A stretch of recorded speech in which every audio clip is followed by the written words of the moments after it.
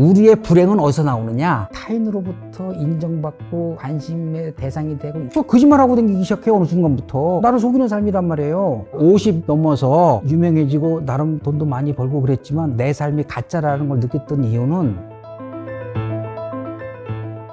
안녕하세요, 한석준입니다. 이 시대 대가들의 순도 높은 지식을 전하는 지식인 초대석. 오늘 모실 분은 새로운 시선으로 시대의 문화를 읽는 분입니다. 김정훈 박사님 나오셨습니다. 섬에서 고기 잡고 있는 심리학자 김정훈입니다.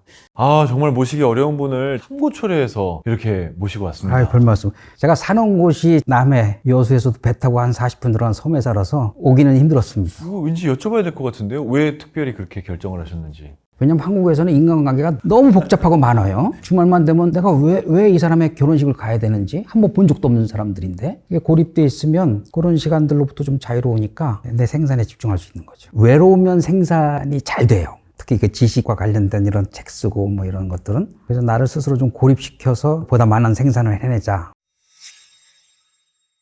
이 책이 이제 창조적 시선이라고 정말 두꺼운 책인데요. 이 책을 통해서 창조적 사고 이런 게 중요하다라고 말씀을 하셨어요. 심지어 4050 세대들한테도 우리나라의 일반적인 4050 세대들은 뭐 창조력보다는 우리 집 평수나 내가 어디 살아야 되나 이걸 더 많이 생각할 때거든요.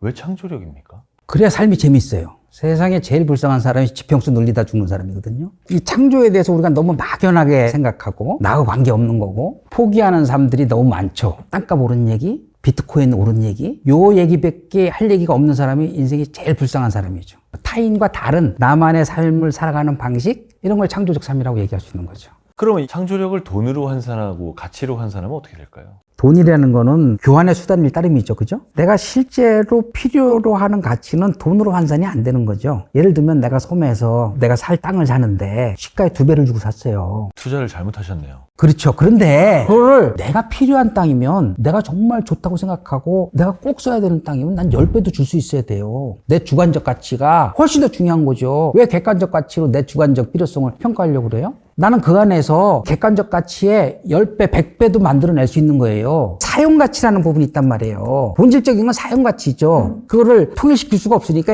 교환가치로 돈을 만들었는데 우리의 불행은 어디서 나오느냐? 이 사용가치와 교환가치의 모순관계에서부터 우리의 불행이 시작이 되는 거예요. 정작 필요한 건 내 사용가치인데 그걸 항상 교환가치로 가지고 산단 말이에요. 예를 들면 한강 옆에 뭐 100억짜리 집에 사는 친구들이 있어요. 펜트하우스에. 나는 그게 이해가 안 되는 거예요. 거기다 100억짜리 집을 섬에 오면 내가 갖고 있는 집 수십 개를 질 수가 있는데 그 한강뷰 하나 본다는 이유로 왜? 객관적 교환가치가 100억이니까.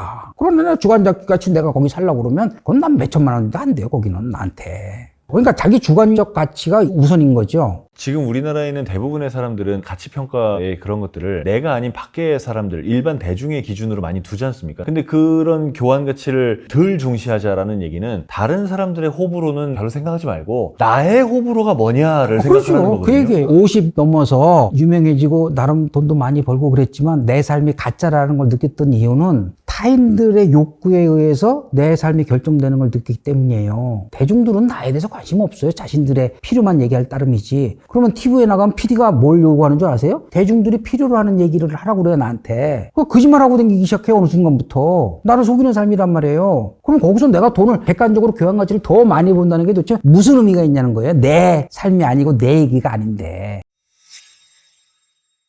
우리가 너무 많이 듣잖아요. 창조적이 돼야 된다, 창조적이 돼야 된다. 근데 어떻게 하면 창조적이 될 건가에 대해서는 아무도 설명해 주지 않아요. 창조력이 타고나는 거냐, 학습되는 거냐. 대부분의 사람들은 타고나는 거라고 생각을 해요. 근데 창조적이 돼야 된다고 얘기를 하는 거죠. 모순이죠. 모순이네요. 이게 살다 보면요, 웬만한 건 다 DNA더라고요. 다 부모 닮아요. 공부도 거의 99% 부모 머리인 것 같아요. 나는 우리 아이들이 처음에 왜 이렇게 공부를 못하나. 나중에 보니까 우리 집안에서 공부 잘하는 사람들이 별로 없더라고요. 그런데 모든 것을 DNA로 환원시켜서 설명하는 거는 그리 좋은 방법은 아니라고 봐요. 그러면 머리 나쁘게 태어나는 어떡하라는 얘기냐 이게. 그래서 창조는 교육할 수 있다. 이렇게 생각을 해야 되는 거예요. 그런데 나만 이렇게 생각한 줄 알았더니 100년 전에 바우하우스라는 독일의 건축학교로 알려져 있죠. 디자인 학교라고 얘기하기도 하고 거기서 창조를 처음 교육할 수 있게 얘기를 해요. 독일의 바우하우스가 인류 최초의 창조학교였던 거죠. 이게 그래서 바우하우스의 선생님들이에요. 제일 가운데 있는 사람이 발터 그로피우스라는 교장 선생님이고, 요분은 마실리 칸딘스키 최초의 추상화가예요. 그 옆에 있는 사람이 파울 클레. 이 사람도 추상화가죠. 그 당시 아방가르드 예술가들이 다 바우하우스에 와서 선생을 했어요. 창조의 모순 두 번째. 창조라는 게 뭐냐 이게요. 새로운 것을 만들어내는 건데 도대체 뭐가 새로운 거냐 이게요. 생전 듣도 보도 못한 거? 그런 걸 누가 만들어낼 수 있어요? 뭘 만들어내려고는 머릿속에 떠올라야 될 거 아니에요. 생전 듣도 못한 걸 어떻게 떠올려요? 그러니까 새로운 것에 대한 정의가 잘못됐다는 거예요. 심리학에서는 생각을 뭐라고 정의하냐면 리프레젠테이션 이렇게 얘기해요. 표상한다 이렇게. 잘 보면 프레젠테이션 보여준다. 리프레젠테이션 다시 보여준다. 이게 생각이에요. 무슨 얘기냐면 한번 봤던 것을 머릿속에 다시 한번 보여주는 거 이게 생각이라는 거예요. 그러니까 생전 듣도 보도 못한 건 못 만들어낸다는 얘기죠. 신이 아닌 인간의 창조란 다 있는 거, 익숙해서 있는 줄도 모르는 것을 새롭게 느끼게 만들어주는 것이 창조예요. 그건 독일말로 뭐라고 하냐면 페어프렘둥, 낯설게 한다 이게요.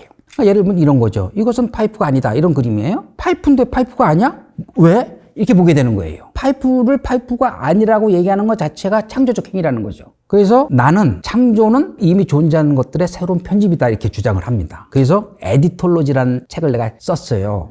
이 책이 표지에 지금 창조는 편집이다라고 나와 있는데 이 문장을 보고 진짜 한 30분을 생각했던 것 같아요. 창조가 편집이라고? 어떻게 해야 되는 거야? 어디까지가 창조야? 그 얘기가 이제 편집의 단위와 편집의 차원으로 나뉘면서 설명이 되는데 편집을 얘기할 때 조금 더 쉽게 설명하면 지식이 어떻게 구성되는가예요. 우리의 지식이. 지식은 3단계로 구성이 돼요. 자극, 정보, 지식. 이 안에도 자극이 무한대로 있잖아요. 근데 거기서 중요한 것만 우리가 받아들입니다. 내 목소리, 화면 이런 것들 받아들여서 그거를 정보와 정보들의 관계를 엮어서 지식을 만드는 거예요. 정보와 정보들의 관계가 지식이다. 자, 그러면 새로운 지식은 어떻게 만들어지느냐? 예를 들면 요 하나하나가 다 정보예요. 지금까지 우리가 배운 지식은 이렇다고 쳐요. 그럼 새로운 지식은 어떤 지식이냐? 이 선을 이렇게 긋는 거예요. 그러니까 정보와 정보들의 관계를 달리 연결시키는 거죠. 그러니까 바우하우스를 건축학교다, 디자인학교다. 이전에 그렇게 다 해석을 했어요. 지금도 다 그렇게 해석해요. 근데 저처럼 창조학교다. 창조라는 맥락에서 새롭게 재구성을 하는 거죠. 이 책에 나와 있는 내용들은 이미 다 다른 데서 존재하는 책의 내용들이에요. 그런데 나는 창조를 어떻게 교육하고 어떻게 학습할 것인가라는 관점으로 재분류를 한 거죠. 그러니까 새로운 책이 되는 겁니다. 이렇게 하면 창조적이 되는 게 너무 쉬워지는 거예요. 근데 편집을 잘못하면 망해요. 그러니까 지식이 잘못 구성되면 망합니다. 영화에서 클래쇼프 효과라는 게 나와요. 이게 스프를 보여주고 이 사람 얼굴을 보여주면 이 사람이 뭐라고 느끼냐 그러면 사람들이 배고픈 표정이다 이렇게 얘기를 해요.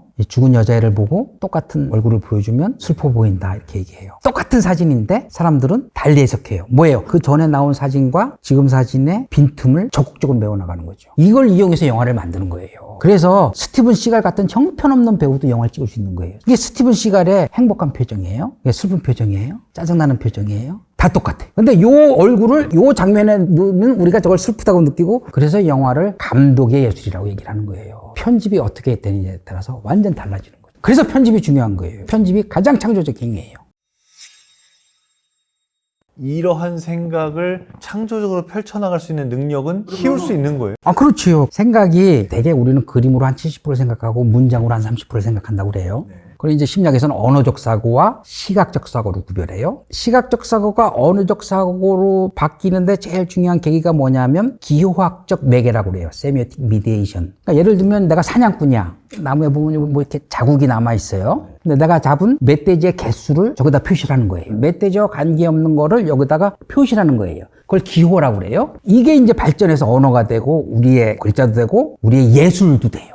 시각적 사고는요, 사고를 칩니다. 언제 제일 사람이 창조적이냐면 멍하니 있을 때예요. 멍하니 생각이 막 날아갑니다. 우리가 멍하니 있는 게 아니에요. 생각이 너무 빨리 날아갔기 때문에 멍하니 있는 거예요. 그러다가 갑자기 생각을 멈추죠. 아유, 내가 왜 이런 생각을 해? 심리학적으로 이게 무의식적 억압이 들어가는 거예요. 시각적 사고는 막 날아가는데 넘어서는 안 되는 선을 넘어서는 거예요. 그러면 언어적 사고가 딱 중단시키고 내가 왜 그런 생각을 한 거야? 돌아와 줍니다.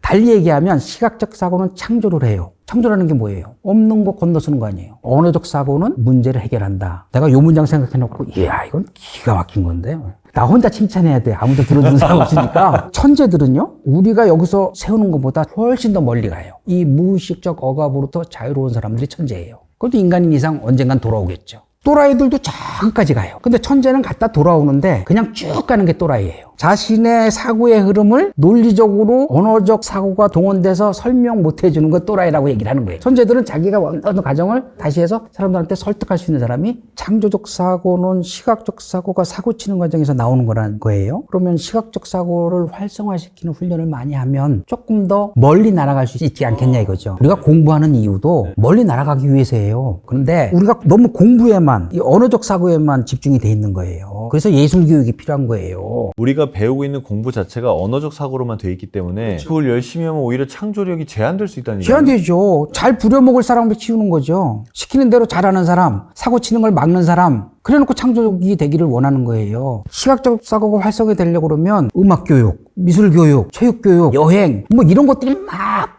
강조가 돼야 돼요. 그게 시각적이니까. 그렇죠. 많이 보고 댕겨야죠. 그래서 예술교육이 필요한 건데 입시교육에선 예술교육은 다 필요가 없잖아요. 그래놓고 우리 애들은 창조적이지 않아요. 뭐 이런 고민을 하는 거죠. 그게 이제 사실은 쫓아가는 나라의 운명이죠. 근데 서구에서 만들어 놓은 거를 똑같이 쫓아가려니까 그런 시스템을 갖출 수밖에 없었어요. 빨리 가야 되니까. 근데 지금은 서양이나 우리나 차이가 없거든요. 오히려 우리가 앞서 있는 부분들이 많아요. 더 치고 나가야 되는데 왜 우리한테 이런 위기감이 오느냐. 지금까지 앞서 나가려고 그러다 보니까 한계에 부딪히는 거죠. 자, 물어보면 대답하세요. 2 더하기 3은?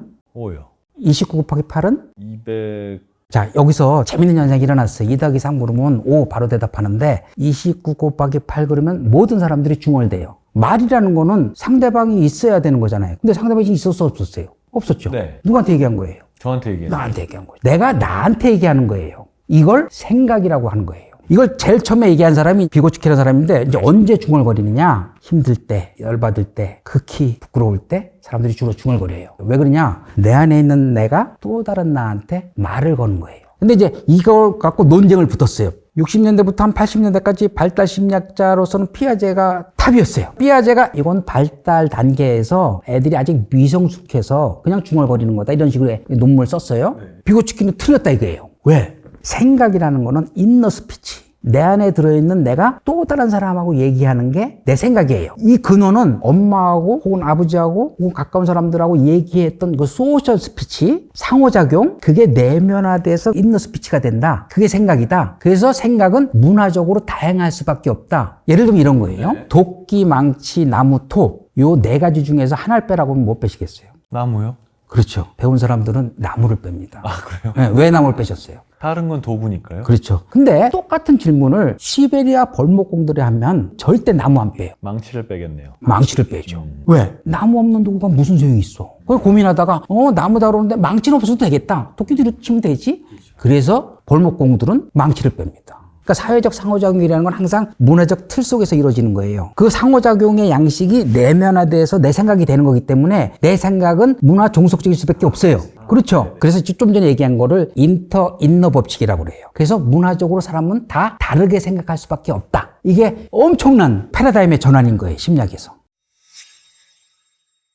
인간이 언제부터 창조적이었을까? 창조적이란 단어가 생긴 지 얼마 안 됐어요. 크리에이티비티라는 건 뭐냐면 크리에이티브, 창조적, 신처럼 되겠다는 얘기예요. 신이 창조한 것처럼 창조적이 되겠다고 선언한 게 1920년대예요. 구글 엔그램 뷰어라고 있어요. 인류의 모든 텍스트들을 디지털화한 거예요. 거기 가서 검색해보면 그 단어가 언제부터 어떤 빈도로 쓰였나가 나와요. 어느 순간부터 크리에이티비티 빵 터져요. 크리에이티브, 인간이 신처럼 되겠다고 선언한 게 1920년 된 거예요. 자, 그러면 질문이 어떻게 이어져야 되냐면 1920년대 전에 한 2, 3년, 10년 동안 크리에이티브란 단어를 써야 될 필요성이 막 문화적으로 생겨났다는 얘기 아니에요. 뭐가 들끓었냐 이거예요. 프로이트예요. 무의식이라고 하는 어마어마한 세계를 만들어내요. 프로이트가.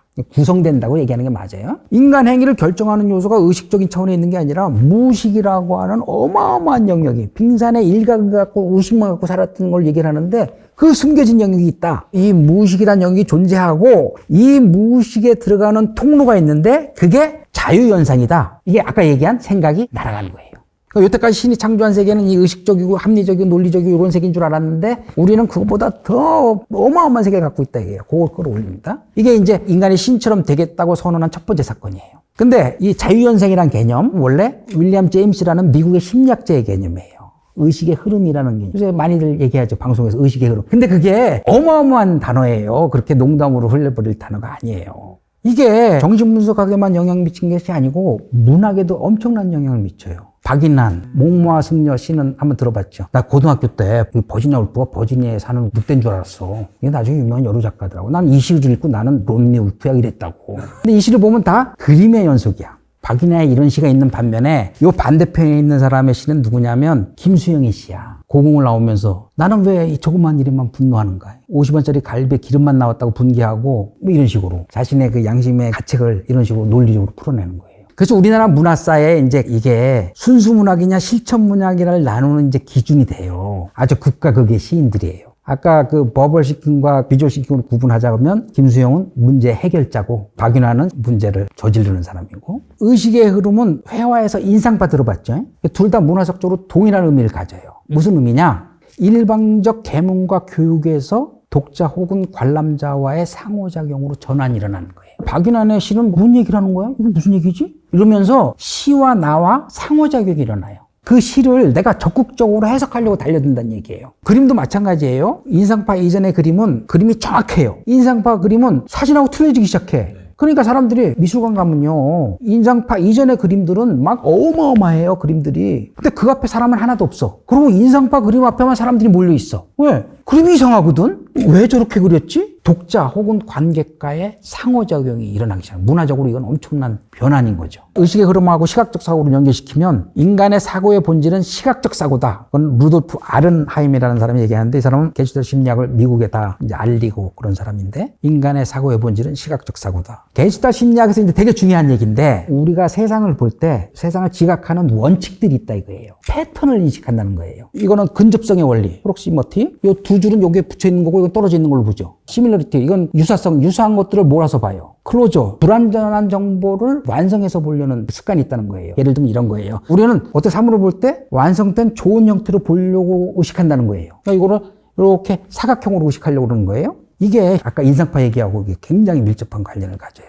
우리가 원을 발견하죠, 여기서. 원은 없어요. 휘어진 선이 4개 있을 따름이에요. 이 빈틈을 우리가 메꾼다는 얘기예요. 관객들과의 상호작용이 일어난다는 얘기가 그거예요. 관객들이 빈틈을 메꾼다는 거예요. 아까 얘기한 대로 인상파 이전의 그림은 사진처럼 똑같이 그리는 거예요. 근데 화가들한테 문제가 생겼어요. 카메라가 나타났어요. 어떠한 화가들보다도 더 정확한 그림을 시작했어요. 카메라가 나오니까 누가 화가들한테 그림을 부탁해? 카메라가 훨씬 더 정확히 그리는데 위기가 기회가 된다는 게 이거예요. 화가들은 그림은 그려야겠고 우리 다른 시도를 하겠어. 정확한 거 그리는 건 포기하자. 그래서 나오는 게 이제 인상파예요. 세잔에 바구니가 있는 정물인데 이 그림이 그리고 나니까 사람들이 당황했어요. 그림의 초점이 2개야. 요 사과 바구니는 정면에서 보고 있는 거죠. 탁자 위에 이 과일들은 위에서 내려다보는 거예요. 그림 하나에 초점이 2개가 들어가는 건 상상도 못할 일이에요. 시선을 해체해버리는 거예요. 그러니까 사람들이 이 그림 앞에서 웅성대기 시작해요. 그림과 관람자 간의 상호작용이 시작이 되는 거죠. 요거는 색채를 해체하는 거예요. 이게 마티스의 포비즘인데 얼굴에다 파란 색깔을 막 칠해버리는 거예요. 요 그림은 피카소예요. 큐비즘이에요. 형태를 해체해요. 저런 몸이 어디 있어요? 근데 저런 걸 해체해버리는 거예요. 이 추상을 극한으로 밀어붙인 사람이 칸딘스키예요. 이 추상화라는 게 생기면서 그림이 재현에서 편집으로 바뀌어요. 창조적 행위가 그림에서 구현이 되는 거예요. 자, 비유를 하자면 이게 인상파의 그림이에요. 근데 이 빈틈에서 우리는 삼각형을 찾아내요. 피카소쯤 오면 이 빈틈이 좀 멀어져. 그러나 여전히 삼각형은 비슷하게 찾아낼 수가 있어요. 근데 현대미술에 오면 삼각형이 없어져 버려. 그림을 어떻게 해석해야 될지 모르게 당황스러운 거예요. 그런데 이게 회화라고 하는 바운더리를 건너뛰는 계기가 되는 거예요. 추상화가 나오면서부터 회화, 예술이 대상에 스며들기 시작해요. 그게 디자인이에요. 그걸 실험한 데가 독일의 바우하우스예요. 그래서 칸딘스키와 클레, 최초의 추상화가들이 바우하우스의 선생이 되는 거예요. 다시 이제 바우하우스로 돌아왔네요. 네. 얼마 전서부터 막 챗GPT 나오니까 GPU 얘기가 나와요. 그러니까 거기서 LLM 그래요. 라지 랭귀지 모델로. 도대체 LLM이 뭐냐? 가만히 들여다보니까 벡터 기반 연산을 통한 패턴 인식이래. 내 언어로 설명하면 언어의 공간화예요. 언어 데이터를 벡터 공간화에 위치시키는 거예요. 근데 우리가 알고 있는 벡터 공간 3100개가 안 가잖아요. 근데 컴퓨터로 하면은 이게 수만 가지 차원을 만들 수 있는 거야. 그러니까 예를 들면 이런 거예요. cat, kitten, dog 이 단어들을 7개의 벡터 차원으로 위치시키는 거예요. 그럼 이 벡터에서는 휴먼과 관계는 0.1 관계고 젠더는 0.4 막 이런 식으로 벡터화 시켜서 이 공간에 위치시키는 거예요. 그러면 cat, kitten 이건 고양이 새끼가 고양이니까 같이 붙어 있죠. 독은 조금 더 떨어져 있죠. 이런 식으로 어떤 단어를 집어넣으면 그러면 그 단어에 제일 가까운 것들이 뚝뚝뚝 끌려 나오는 거예요. 이게 챗GPT의 기본 원리라는 거예요. 이게 뭐예요? 비주얼 싱킹이에요. 우리의 머릿속에서 그림을 다루는 기계들하고 아주 흡사한 것을 더 빠르게 계산할 수 있는 도구를 만들어낸 거죠. 그게 GPU의 기능인 거예요. 그 전까지의 인공지능 연구가 1960년대부터 있었는데 지지부진해요. 인간이 논리적 사고를 하는 줄 알고 if, then, or not 이런 걸로 해서 수천 가지, 수만 가지 문장을 계속 입력시키는 거예요. 논리적으로 얘 아니에요 라고 결론을 내리게 하는 거예요. 근데 CPU가 그런 역할을 하는 거예요. 언어적 사고로 쭉 가는 거예요. 근데 CPU가 암만 빨라도 GPU가 동시에 빵 때리는 거를 따라갈 수가 없는 거예요. CPU를 이용하지 말고 GPU를 이용해서 연산 처리를 하게 되면 훨씬 더 빠르겠구나 해갖고 그게 불과 한 10여 년 전에 그 연구가 시작이 돼갖고 갑자기 AI 연구가 지금 막 난리가 나는 거예요. 가만히 들어보니까 결국 패턴 인식에 핵심이 있더라고요. 패턴을 찾아내는 거. 그게 요즘 AI 연구에서 가장 중요한 솔루션이 된 거예요.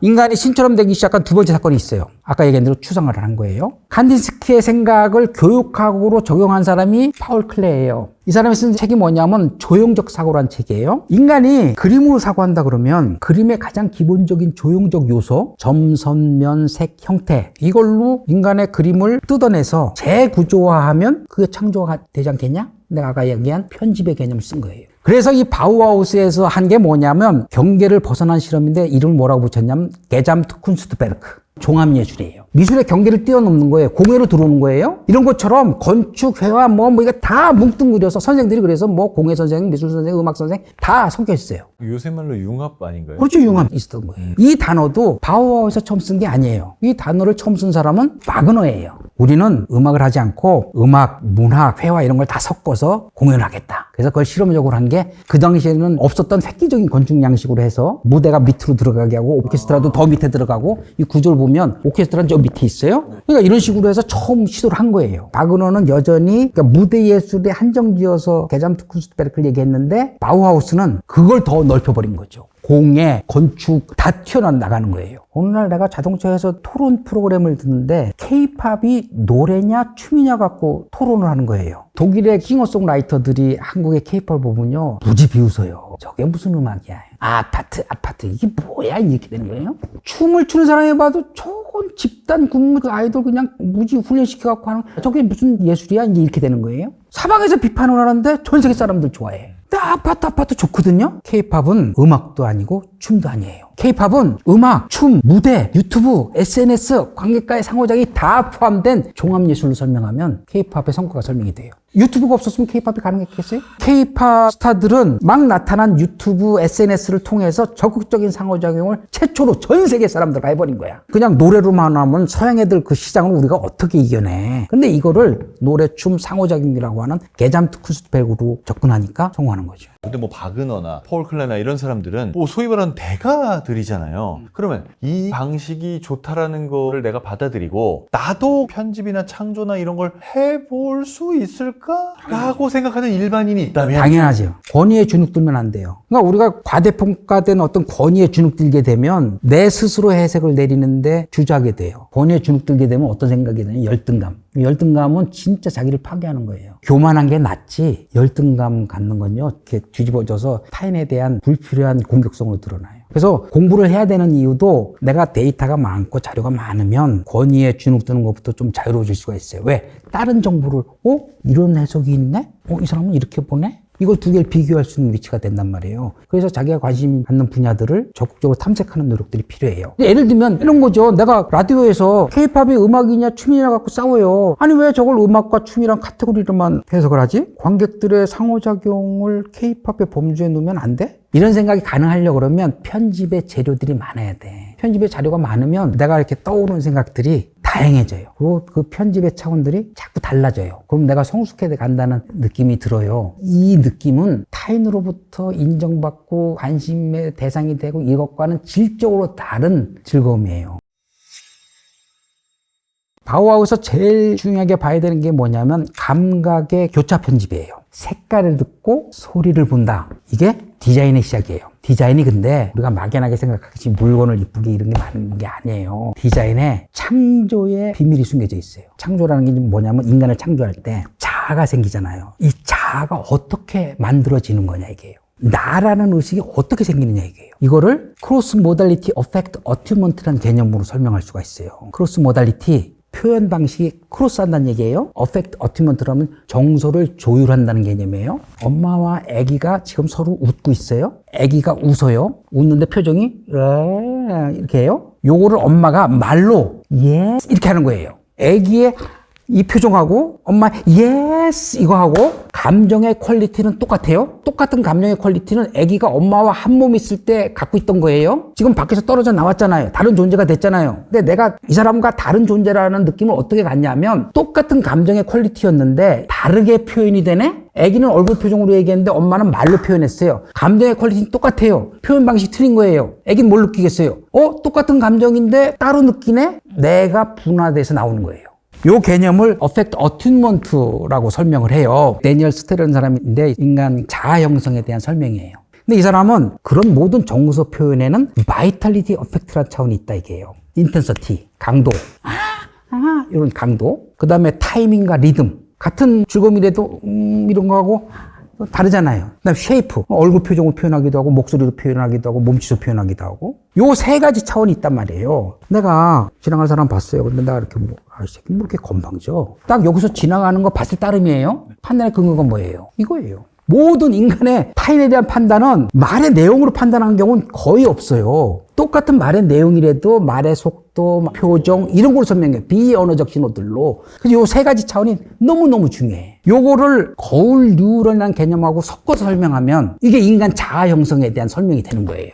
타인의 행동을 보면 보는 것만으로도 특정 부위에 활동이 일어나요. 인간은 태어날 때부터 타인의 정서 표현을 흉내내도록 프로그램이 짜여져 나온다는 얘기예요. 그래서 태어나서 불과 며칠 안 돼도 애기들이 엄마 아빠의 표정을 흉내내요. 정서 표현을 흉내낸다는 얘기예요. 근데 어느 순간부터 똑같이 흉내내지 않고 퀄리티는 똑같은데 양상이 틀려져요. 아까 얘기한 대로 엄마가 웃으면 몸짓으로 흉내내기도 하고 이게 똑같은 감각의 퀄리티인데 양상이 틀려지네? 이게 크로스 모달하다는 게 그거예요. 그래서 그런 상호작용을 통해서 내 자아가 형성이 되는 거예요. 이게 창조의 비밀이에요. 태어나서 인간의 자아가 형성되는 요 비밀을 바우하우스에서 크로스 모달리티로 풀어내는 거예요. 감각의 교차 편집이라는 개념으로.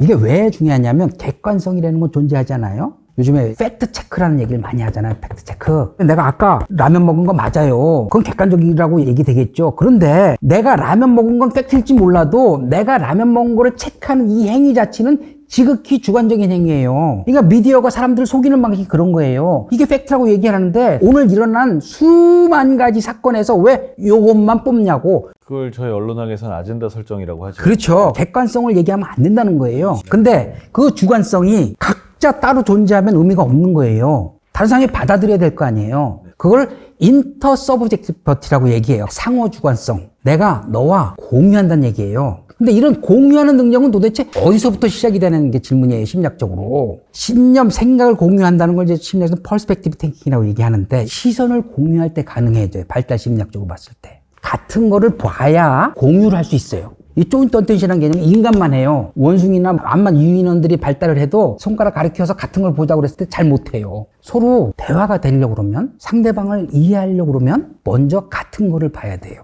이게 지금 한국의 오늘날 상황에서 되게 중요한 상황이에요. 한국의 위기인 이유는 좌파, 우파, 보수, 진보 나눠서 싸우는 게 문제가 아니고 그건 당연히 나눠서 싸우는 거예요. 근데 전제가 되는 게 뭐냐면 같은 걸 보고 있다는 게 전제가 돼 있어야 돼요. 같은 걸 추구하는데 방법론에서 여기서 차이가 난다. 그래서 싸우는 거예요. 지금 한국 좌파, 우파, 보수, 진보의 문제는 뭐냐면 같은 걸 안 봐요. 인터 서브젝티비티가 불가능한 상황이에요. 발달 심리학적으로 더 들어가 보면 이 시선을 공유하는 거의 전제는 뭐냐? 정서를 공유하는 거예요. 그러니까 여기서 가장 중요한 기제가 뭐냐? 정서를 공유하는데 같은 정서의 퀄리티를 다르게 표현한다. 크로스 모달리티. 바우하우스가 제일 중요한 기원은 뭐냐? 창조의 비밀을 풀어냈다. 두 번째 기원은 뭐냐? 2차 지식혁명을 가능케 했다.